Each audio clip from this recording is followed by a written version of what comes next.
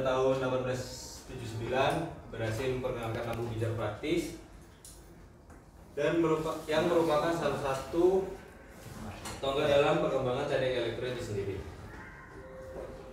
Lalu di sini ada biodata 4 penemu terkenal. Yang pertama ada Alessandro Volta, yaitu seorang ilmuwan ilmuwan Italia yang dikenal karena penemuannya yang paling terkenal, yaitu sel volta atau baterai volta.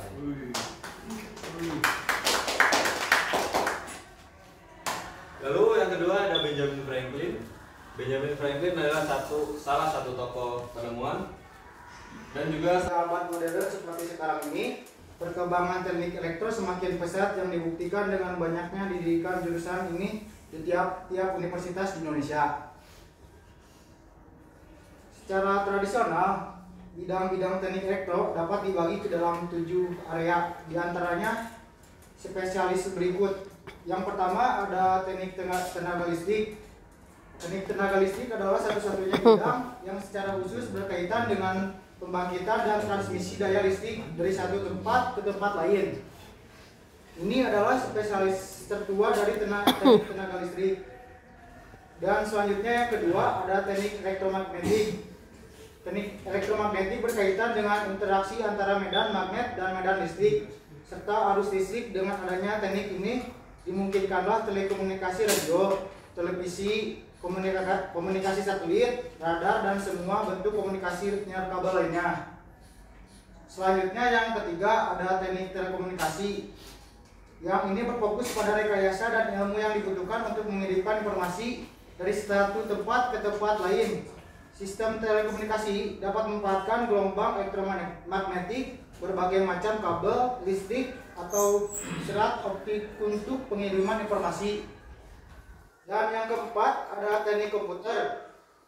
Teknik komputer adalah salah satu spesialis yang berkembang paling cepat dalam dunia teknik listrik.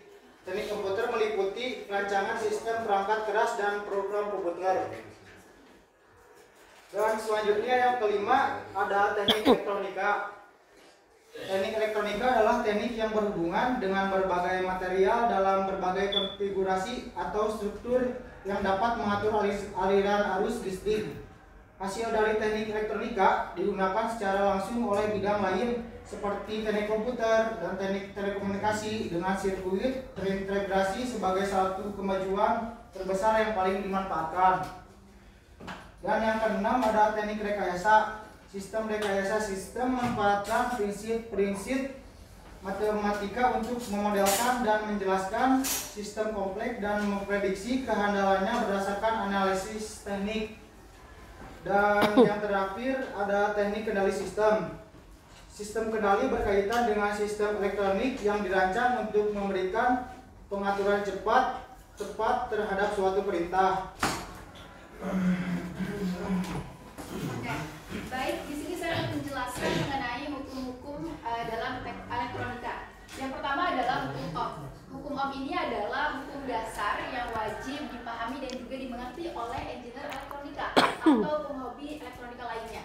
Nah, hukum Ohm ini adalah hukum yang menyatakan antara hubungan tegangan atau volt, kemudian arus, current ya, atau ampere, dan juga resistansi atau hambatan. Sebelumnya di sini saya akan menggambarkan rangkaian listrik sederhana.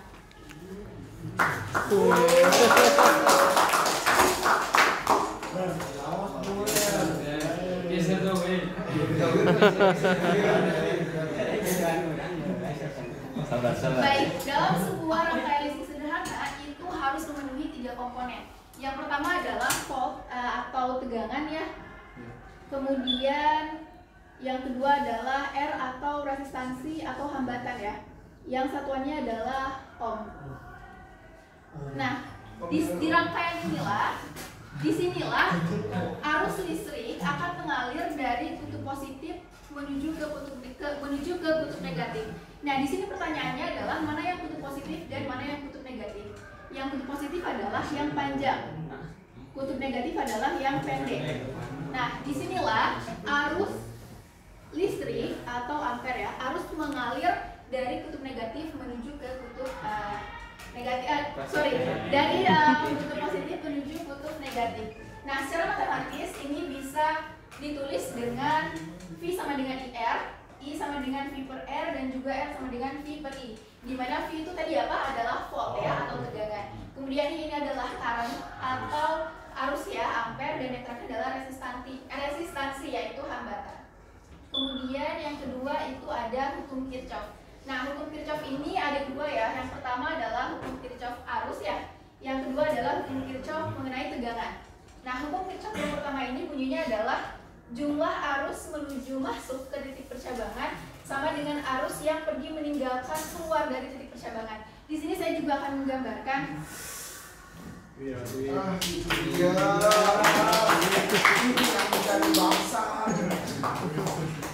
Kalau semuanya kayak gini gimana? Tapi kan setiap orang ada rezekinya masing-masing ya. Nah, bisa diperhatikan bahwa hukum Kirchhoff ini adalah jumlah arus yang masuk sama dengan jumlah arus yang keluar. Bisa kita lihat di sini adalah titik percabangannya. Yang dimaksud dengan hukum Kirchhoff 1 adalah jadi arus yang masuk ke titik percabangan ini sama dengan arus yang keluar. Berarti di sini arus yang masuk kan misalnya I1 ditambah I2 itu sama dengan I3 ditambah 4 dan I5 gitu. Bisa dipahami ya? Kemudian untuk yang kedua adalah ini mengenai tegangan ya, yaitu jumlah keseluruhan, bunyinya adalah jumlah keseluruhan voltase yang ada di sekitar loop tertutup di dalam rangkaian memiliki besar yang sama dengan 0. Nah, kalau yang hukum Kirchhoff kedua ini dia tidak bercabang ya. Sorry, mungkin ada Arif belum bisa menggambarkannya. Tidak bisa menggambar kok ya. Baik, untuk hukum yang selanjutnya adalah hukum Coulomb. Nah, hukum Coulomb ini adalah hukum yang menggambarkan interaksi antara muatan listrik yang saling tarik-menarik atau tolak-menolak. Bunyinya seperti apa? Bunyi hukum Coulomb adalah besarnya gaya interaksi antara dua buah benda titik yang bermuatan listrik adalah berbanding lurus dengan perkalian antara masing-masing muatan dan berbanding terbalik dengan kuadrat jarak antara kedua muatan titik tersebut. Baik, kita ilustrasikan hukum Coulomb ini seperti sebuah magnet ya. Sama dengan sebuah magnet. Kita lihat bahwa kan di sini hukum Coulomb ini menggambarkan interaksi muatan listrik yang saling tarik-menarik atau tolak-menolak ya.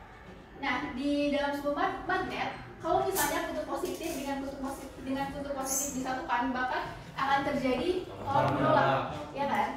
Nah, tapi sedangkan kalau misalnya kutub positif dengan kutub negatif itu disatukan, dia akan menempel, ya akan menempel. Inilah yang disebut dengan gaya elektrostatis seperti itu. Kemudian yang selanjutnya adalah hukum Faraday. Hukum Faraday ini hukum yang menjelaskan induksi elektromagnetik, yaitu bagaimana perubahan medan magnet dapat menghasilkan arus listrik dalam suatu rangkaian. Nah, hukum Faraday ini pun terdapat dua ya. Yang pertama, hukum Faraday pertama, bunyinya adalah massa zat yang terbentuk pada masing-masing elektroda sebanding dengan kuat arus atau arus listrik yang mengalir pada elektrolisis tersebut. Rumus dapat ditulis dengan menggunakan rumus matematika ya. Rumus matematisnya itu massa zat ini tuh bukan sama dengan ya, tapi setara. Massa zat setara dengan muatan listrik dalam elektron. Dimana untuk mencari massa ini berarti setara dengan mencari muatan listrik atau Q ya. Nah, untuk mencari muatan listrik ini, Q ini rumusnya adalah I kali T seperti itu. Dimana ini adalah arus current ya atau ampere, kemudian ini adalah waktu seperti itu.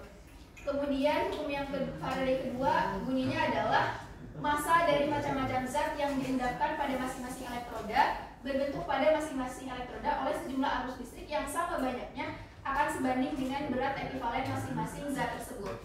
Baik, ini untuk rumusnya ya.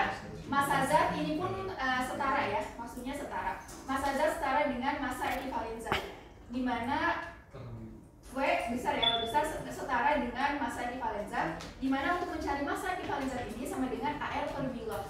AR itu adalah atom relatif ya kalau dalam kimia, kemudian dibagi dengan bilangan oksidasi seperti itu.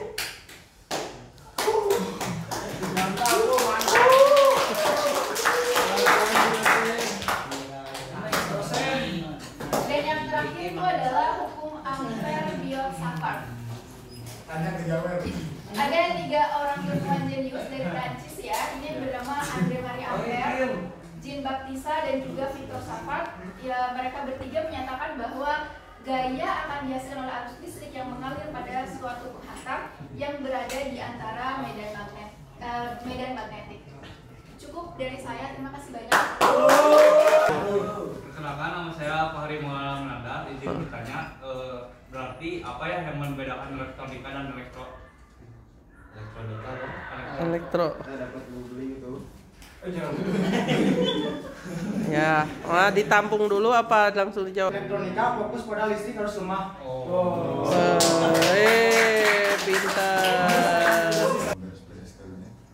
Untuk arus kuat mempelajari listrik bertegangan tinggi, sedangkan arus lemah mempelajari tegangan rendah. Seperti itu.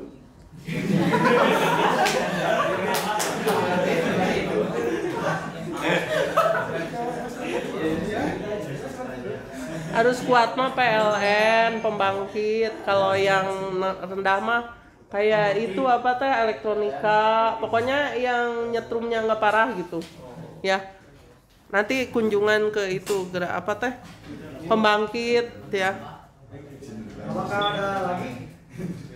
Aliran arus akan Anies jelaskan kembali mengenai hukum ohm yang pertama tadi. Nah, gunanya hukum ohm tadi ya, dasar hukum ohm tadi adalah untuk memperkecil arus listrik tegangan dan juga untuk mencari resistansi atau nilai hambatan yang sesuai. Seperti itu.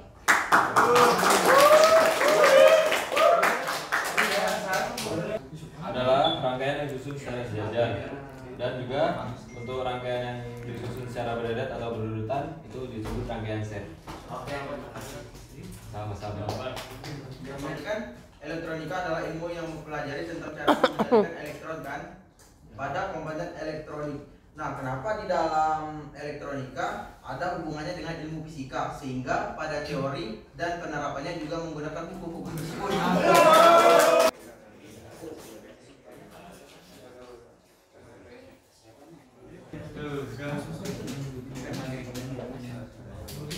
Jadi izin menjawab ya. Jadi kalau menurut kami bertiga, jadi bidang yang paling relevan dan sering digunakan dalam elektronika itu adalah fisika. Karena fisika juga gak hanya berkaitan dengan elektro ini sendiri, tapi juga di bidang yang lainnya. Karena fisika dapat membantu para engineer elektro dalam memecahkan masalah yang kompleks. Mungkin singkat itu saja. Warahmatullahi wabarakatuh. Waalaikumsalam warahmatullahi. Izin menjawab pertanyaan dari Alan ya. Jadi bentar. Dalam bidang elektronika, rumus-rumus fisika digunakan karena elektronika adalah cabang dari ilmu yang memanfaatkan prinsip-prinsip fisik untuk merancang, memahami, dan mengoperasikan perangkat elektronik. Beberapa alasan utama mengapa rumus-rumus fisika digunakan dalam elektronik itu meliputi: 1. Dasar fisika. Elektronika melibatkan aliran elektronik dan sifat-sifat bahan yang digunakan dalam perangkat elektronika. Oleh karena itu, prinsip-prinsip fisika oleh hukum OHM, hukum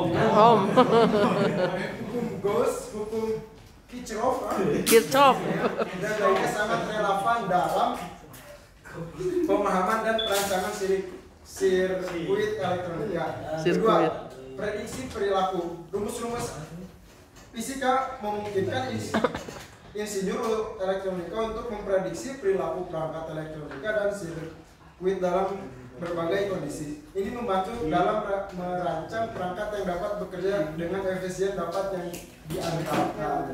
Yang ketiga, rumus-rumus fisika digunakan untuk menganalisis sirkuit elektro seperti menghitung tenaga, arus, dan daya dalam sirkuit. Itu penting untuk memahami bagaimana perangkat elektronika berinteraksi dengan berfungsi. Iya. Harus bagaimana?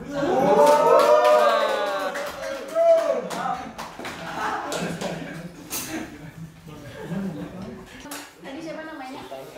Bukan ya? Saya mau jawab yang sangat relevan dengan kehidupan sehari-hari ya. Ini amat sangat relevan sekali dengan kehidupan sehari-hari. Yaitu tagihan energi listrik yang meningkat. Nah, kita sebagai mahasiswa elektronik ya, mahasiswa baru nih yang sekarang, kita berpikir bagaimana caranya supaya bisa menemukan energi terbarukan yang lebih efisien gitu. Supaya tidak membuat tagihan listrik semakin meningkat seperti itu.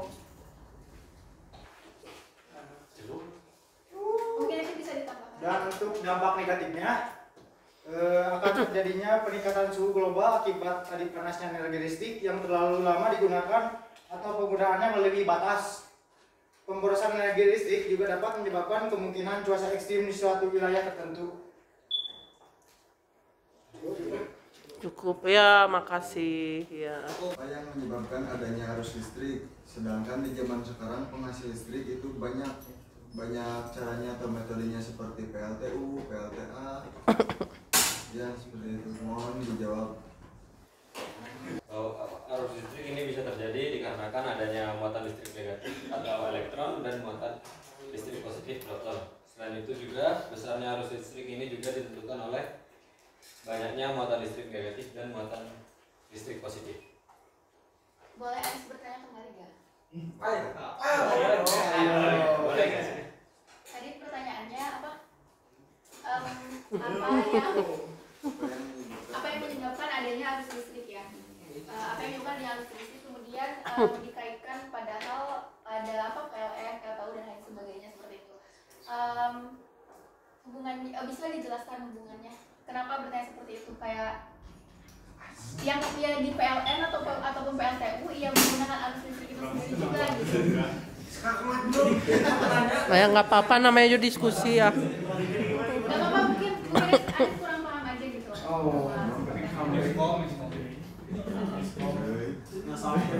Nah, kalau untuk kenapa adanya arus listrik ya itu karena adanya muatan. Kemudian nah hubungannya dengan yang padahal ada PLN PLTU itu apa sih? Mungkin pertanyaannya gini ya, di zaman sekarang penggunaan listrik kan kadang dengan energi yang hampir sudah sumber daya alam yang nggak bisa terbarukan. Nah, ada nggak sumber daya alam yang bisa terbarukan gitu, yang nggak habis tapi penggunaan listriknya tetap berjalan? Mungkin kayak gitu pertanyaannya. Oh iya. Untuk energi terbarukan diantaranya ada panel surya ya. Panel surya mengkonversi pancaran sinar dari radiasi matahari menjadi listrik. Diantaranya itu. Nah, tanya lagi, apakah panel surya itu dilegalkan untuk setiap orang menggunakan itu?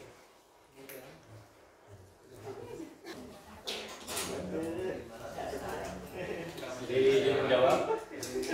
Untuk masalah perizinan itu dilegalkan, namun ada syaratnya, itu pemerintah memberikan keleluasaan kepada masyarakat untuk memasang PLTS atap dengan tetap mengatur pemanfaatannya.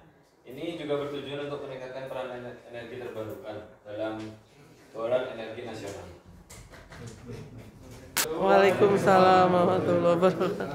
Yang bertanya masih seputaran panel surya. Bagaimana cara kerja panel surya?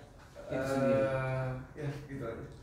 Jadi secara sederhana cara kerja panel solar adalah dengan menyerap Jadi dengan menyerap cahaya matahari dan menampung energi yang dihasilkan ke dalam sebuah baterai. Dengan demikian sistem bisa berjalan meskipun di sore hari, malam hari atau ketika kondisi hujan. Sekian. Teknologi semikonduktor dalam perkembangan elektronika modern, bagaimana perkembangan terbaru dalam mempengaruhi industri